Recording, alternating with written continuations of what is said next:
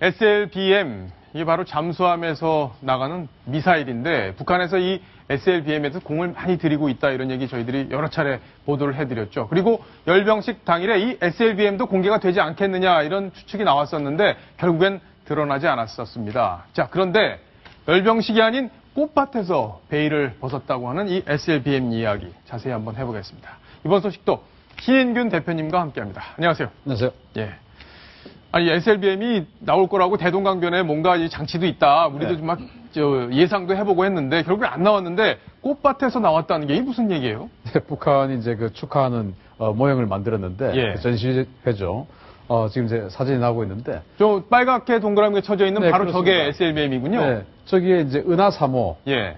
지난 2012년에 발사 실험을 했지 않습니까? 저 은하 3호와 함께 은하 9호 아직 발사 실험을 안 했죠. 아마 이번에 발사를 할 것으로 보이는 은하 9호. 예. 그리고 이제 동그란 원이 바로 SLBM 북극성이라고 하는 북극성. 네, 지난번에 이제 그 SLBM 발사 사진을 공개를 했을 때 예. 북극성이라는 이름이 보였거든요. 그랬죠. 그래서 저기에다가도 북극성 1 이렇게 예. 이름을 새겨서 이게 바로 SLBM이다 하고 이제 보여준 거죠. 김정은이 당시에 이제 배에 타고 있는 모습과 네. 함께 이 잠수함에서 미사일이 나가는 이 모습. 그렇습니다. 그러니까 이 SLBM이 무서운 이유는 어디서 쏠지를 모르기 때문에 그렇죠. 대비가 안 된다는 거. 네. 그래서 SLBM이 무섭다는 건데 네. 지금 북한이 이 무기를 상당히 과시하고 싶어하는 그런 무기 중에 하나인데 이름이 왜 북극성으로 이름을 지은 거예요? 참 재밌습니다. 예. 북한의 탄도미사일들은 일단 별 이름을 다 가지고 있어요. 별 이름. 네, 북한은 예. 뭐 스커드 미사일, 노동 미사일 이런 것들이 다 화성이라고 그래요. 화성 시리즈입니다. 네. 우리는 그것을 뭐 KN이라고 부르든지 노동이라고 부르든지 무수단이라고 부르든지 이러는데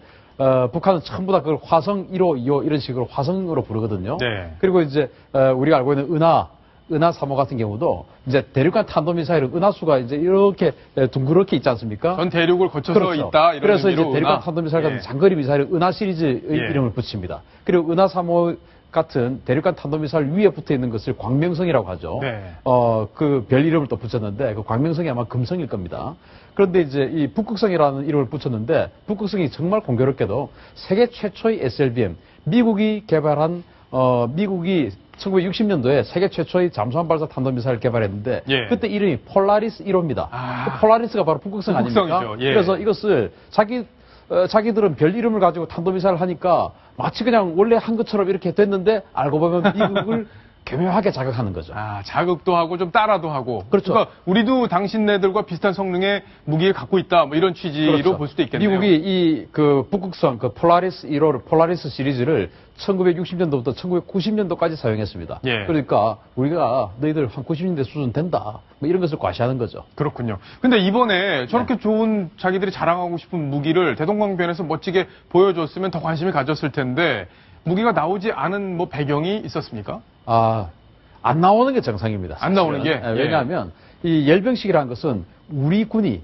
가지고 있는 무기 체계들을 다 보여주고 과시를 하면서 우리 군이 이 정도 능력을 가지고 있다. 그러니까 우리 군은 이 정도 수준이니까 좀 겁을 먹든지 해라. 예. 뭐 이게 이제 열병식인데 그러면 우리 군이 실제로 우리 군이라는 건 북한입니다. 자기 군이 실제로 가지고 있는 무기들을 보여줘야 돼요. 그렇죠. 그런데 이 북극성은 지난 그 5월 달에 처음으로 사출 실험을 했습니다. 사출 실험. 이거는 발사 실험이 아니고 예.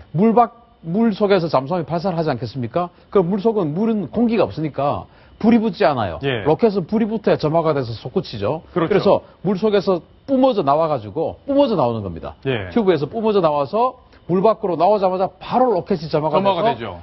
이 하늘로 솟구칩니다. 예. 그 점화가 되는 실험을 한 겁니다. 아, 예. 지난 5월 달에는. 예. 그러면 이제 앞으로 남은 것은 점화가 되어서 하늘로 날아가고 예. 그리고 이제 1단 로켓이 또 분리가 되고 페어링 분리를 하고 2단 로켓이 또 탄도 비행을 하고 또 3단 로켓이 또 내려 꽂히고 이런 또 과정이 남아 있죠. 그래서 누가 봐도 이것은 개발 중인 것인데 그것을 가지고 실전 배치된 것을 가지고 나오면 이건 아주 우습게 되는 것이죠. 예. 그렇게 그러니까 되면 과장해서 보여준다는 의식을 누구나 다 알기 때문에 숨겼다 일단. 그렇죠. 예. 그러면 만약에 이 그 북극성을 가지고 나오게 되면 KN-08 이번에 확대 개량한 걸 보여줬지 않습니까? 예, 대륙간 탄도미사일이요. 저는 그것을 예. KN-10이라고 이름을 붙이고 싶은데요. 왜냐하면 예. 전혀 다르기 때문에 KN-08하고는 그 KN-08 개량형을 KN-11을 가지고 나와가지고 뭐 전 세계가 지금 깜짝 놀라고 있는데 만약에 북극성을 가지고 나오면은 그럼 이 KN-08 이 신형 이것도 실전 배치된 게 아니구나.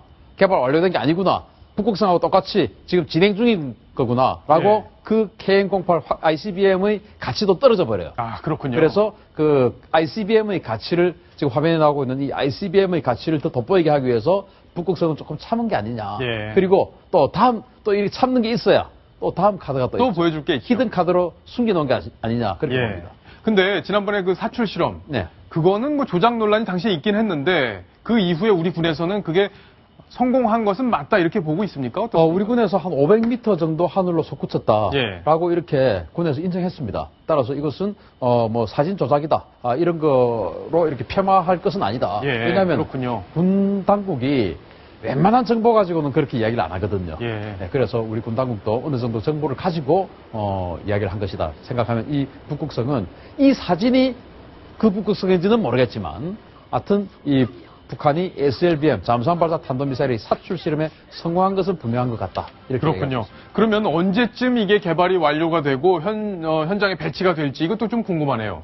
뭐 세계의 무기 개발 추세를 보면 지금 사출 실험 했지 않습니까? 예. 그런데 북한이 이 북극성 말고도 은하 3호, 무수단 미사일 이런 여러 가지 탄도 미사일을 가지고 있기 때문에 사출해서 이제 발사해서 날아가는 것은 그다지 어려운 일은 아닐 것이다. 예. 그러면 한 3년 정도가 지나면은 3년. 3년 정도가 지나면은 이 북극성이 개발 완료가 될 것이고 저는 그 3년을 잠수함의 개발과 비슷한 비슷하게. 템포로 가고 있다. 예. 이 북극성을 만들었는데 잠수함이 없으면 또 이것은 사용할 수 없지 않습니까? 그렇죠. 또 잠수함, 큰 잠수함을 만들었는데 북극성이 없으면은 또 의미가 없거든요. 그래서 잠수함 개발과 이 SLBM은 비슷한 템포로 가고 있는 것이 아니냐 이렇게 봅니다. 그러면 이 SLBM이 완성이 된다면 사거리가 한 2,800km 정도 날아갈 수 있다. 네. 그러면 북한 영해 쪽에서 돌다가 네. 그죠? 발사를 하게 되면 어디까지 다 날아갈 수 있는 거예요? 이게 왜 2,800km냐 하면은 예. 이 북극성의 모양을 보면 무수단 미사일하고 비슷하게 생겼습니다. 무수단 미사일이 과거 소련에서 쓰던 SSN-6라고 하는 잠수함 발사 탄도미사일을 카피한 거거든요. 예. 그 SSN-6가 650kg 탄두일 경우에 최대한 3,000km 정도 날아갔습니다. 그렇군요. 그래서 지금 이런 이야기가 나오고 있는 것이고요. 그러면은 만약에 동해 뭐 독도 근처에서 쏘면 예. 오키나와 그러니까 그 오키나와 또는 괌까지는 날아갈 수 있죠. 괌까지도. 예. 예. 또 만약에 제주도 남쪽 동진하해에서 오키나와 근처에서 또 북쪽으로 쏘면 예. 우리 한반도 전역이 다 타격되는 것이고 그래요? 뭐 미드웨이 근처에서 쏘면 하와이까지 날아가는 것이고 예. 또 하와이 동쪽에서 쏘게 되면은 또 미국 캘리포니아까지 날아가는 것이고 뭐 예. 그렇게 되는 것입니다. 그러니까 잠수함은 물 밖으로 나와서 엔진을 돌려서 충전만 하면 북한이 가지고 있는 지금 한 1,700톤급 정도의 잠수함이라 하더라도 충전하는데 물 밖으로 나와서 충전하는 것을 들키지만 않는다면 예. 하와이까지 정도는 갈 수가 있습니다. 아, 그렇군요. 따라서 물론 앞으로 그 개발할 그 심포급 잠수함은 훨씬 더 항속거리가 길겠죠. 예. 그래서 미국이 긴장하는 겁니다. 네, 알겠습니다.